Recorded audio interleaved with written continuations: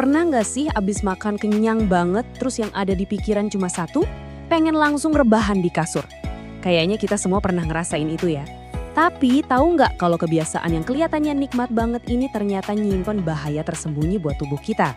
Nah, dalam beberapa menit ke depan, kita bakal kupas tuntas kenapa menunda tidur setelah makan itu adalah keputusan kecil yang dampaknya besar banget buat kesehatan kita.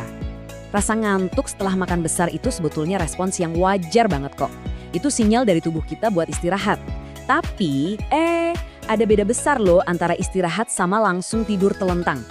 Nurutin keinginan buat langsung rebahan itu justru bisa memicu serangkaian masalah kesehatan yang mungkin nggak pernah kita bayangin sebelumnya. Yap, di balik kebiasaan yang super umum ini, ternyata ada risiko yang ngumpet. Yuk kita lihat lebih dekat lagi. Poin utamanya tuh begini. Tindakan sesederhana rebahan setelah makan itu bisa jadi pemicu efek domino di dalam tubuh kita.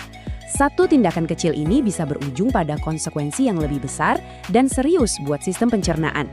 Dan ini bukan mitos ya, ini beneran soal biologi tubuh kita.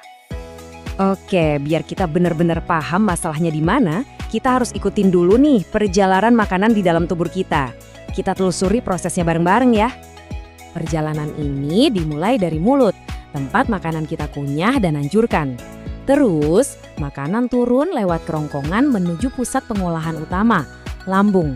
Nah, disinilah pertarungan sesungguhnya dimulai, di mana asam dan enzim bekerja super keras buat mecah semua yang kita makan.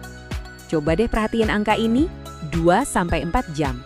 Yap, selama itulah waktu yang dibutuhkan lambung kita buat benar-benar mengosongkan isinya setelah makan. Selama periode ini, proses pencernaan itu lagi di puncaknya. Coba bayangin, lambung kita itu kayak pabrik yang lagi sibuk-sibuknya selama 2-4 jam itu. Mesin-mesinnya lagi nyala, makanan lagi diaduk, diolah. Jadi meskipun kita udah merasa selesai makan, pabrik di dalam perut kita itu masih kerja lembur loh. Nah, disinilah masalahnya mulai muncul. Waktu kita rebahan, kita itu tanpa sadar mengubah gravitasi yang tadinya sahabat pencernaan kita jadi musuh. Lihat deh bedanya. Kalau kita lagi duduk atau berdiri, gravitasi itu kan bantu banget nahan semua isi perut kita tetap di bawah, di tempatnya. Tapi, begitu kita rebahan, wah, udah nggak ada lagi yang nahan. Tekanan dari dalam lambung yang lagi penuh itu bikin makanan dan asam jadi gampang banget buat naik lagi ke atas, ke kerongkongan. Di antara lambung sama kerongkongan kita itu, ada semacam katup otot. Anggap aja kayak gerbang satu arah. Nah, waktu kita rebahan setelah makan, tekanan dari isi lambung yang penuh itu dorong-dorong terus si gerbang ini. Lama-kelamaan gerbang ini bisa jadi lemah dan nggak bisa nutup rapat lagi. Nah, kegagalan fungsi katup inilah yang memicu kondisi medis yang kita kenal sebagai GERD. Yuk, kita kenali ancaman ini lebih dalam. Jadi, apa sih GERD itu? Gampangnya, ini adalah kondisi saat isi lambung termasuk asam pencernaan yang sifatnya korosif banget naik lagi ke kerongkongan. Masalahnya dinding kerongkongan kita itu nggak didesain sekuat dinding lambung. Jadi asam ini bisa bikin iritasi, peradangan, bahkan kerusakan. Gejalanya mungkin udah nggak asing lagi buat sebagian dari kita. Rasa panas di dada atau yang sering disebut heartburn, terus mulut rasanya asam atau pahit, kadang dada terasa sesak, sampai mual. Gejala ini sering banget jadi lebih parah pas malam hari. Pas banget setelah kita makan besar, terus langsung rebahan. Kedengeran familiar nggak? Oke, cukup ngomongin masalahnya. Kabar baiknya adalah solusinya itu ada di tangan kita sendiri dan praktis banget. Kita bisa kok ambil kendali atas kesehatan pencernaan kita dengan beberapa langkah sederhana. Kuncinya ada di angka ini, 2 jam. Ini adalah aturan emas yang bisa mengubah segalanya. Maksudnya gimana?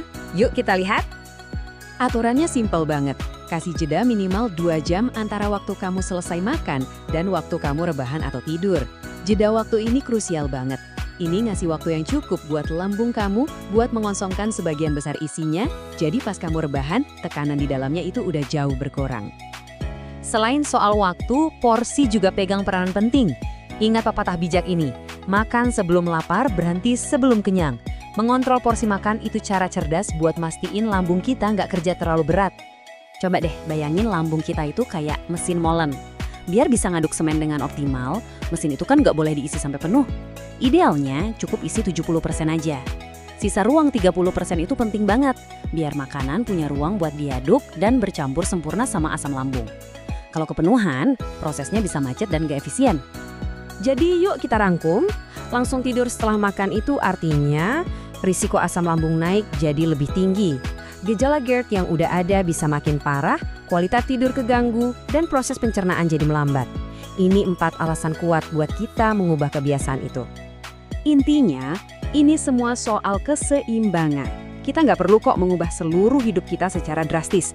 Cuma dengan satu penyesuaian kecil, memberi jeda waktu setelah makan, kita bisa mendapatkan dampak kesehatan jangka panjang yang luar biasa. Anggap aja ini investasi kecil buat masa depan tubuh kita. Dan ini membawa kita ke sebuah pertanyaan buat direnungkan.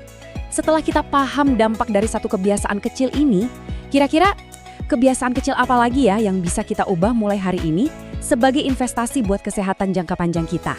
Coba dipikirkan. Terima kasih sudah menyimak.